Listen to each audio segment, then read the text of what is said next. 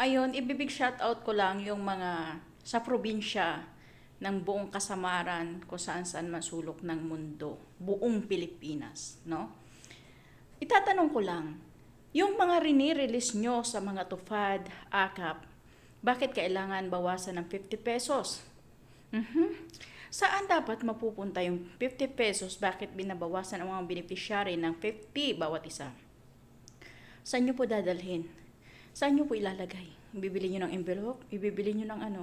O ilalagay nyo sa mga bulsa nyo? Paghahati-hatian nyo.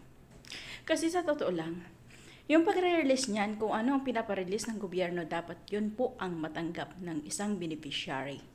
Wala po kayong right na bawasan yan. Kung magkano ang ibinigay ng gobyerno, sinabi ng 4,450, yun po dapat ang ibigay nyo.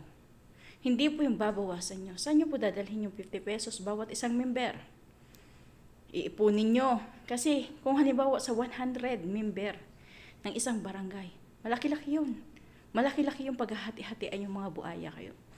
Maawa naman kayo, hindi nyo kailangan bawasan ang mga beneficiary ng tig-50 dahil may mga sweldo naman kayo.